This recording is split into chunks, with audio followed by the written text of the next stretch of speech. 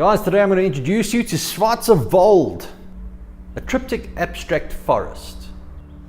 Yeah. This is Schwarzwald over here. Basically what we did was we took all of these canvases while they were empty and we placed them across this ground over here in a nice straight line. We then took a very muted green and we drew a straight line across it and then lifted them individually so that all those elements would pour down towards the top and create our very distant little trees. We went with darker browns and we created leaves and different splashy feels. We saturated these canvases. It was quite horrific. The mess was uncontrollably all over the place, but that's another story. When we were painting these things, we relied a lot on the splashing and saturation to try and create a lot of these marks as they came out.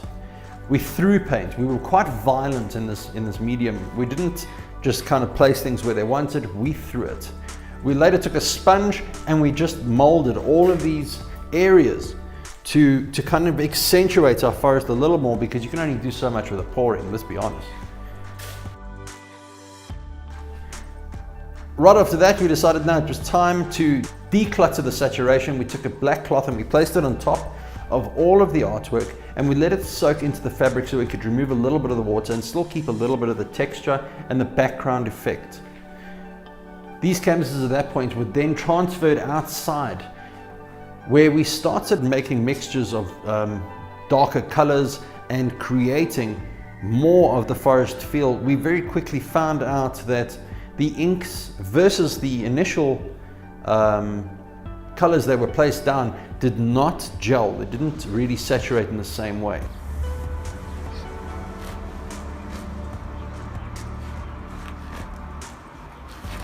We took, we swapped over to an automotive product which would not merge between those two paint mediums that had been placed on in the beginning.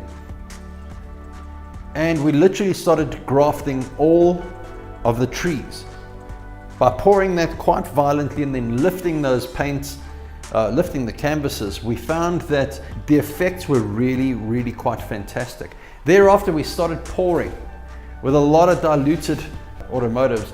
We started pouring out the trees at the top, and then we started accentuating all of them by giving them much darker little flicks of color. We did lift the canvases to make more stems, to create more of a depth of field between the different effects that happened. And then we took a sponge and we used that to create even more intense leaf structures all the way across the tops, middles, foreground and background, with different intensities of thinners to interact with. At this point it was time to clean it up a little bit, get all of the edges nice and clean, make sure that the runoff was beautiful and not too crazy. At that point we started integrating the water.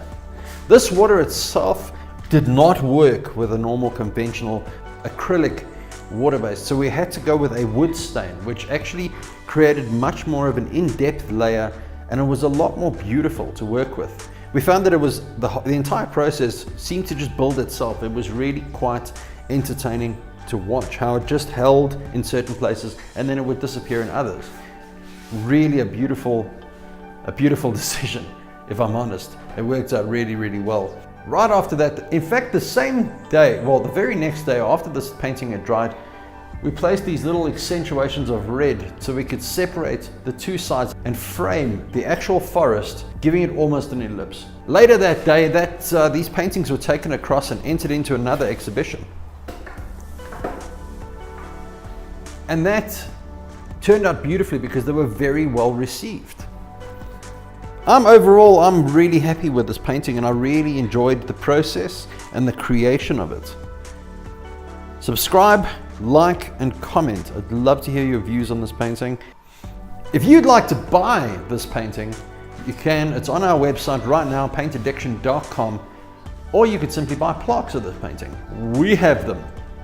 Thank you for joining us on yet another adventure. I'll see you next time.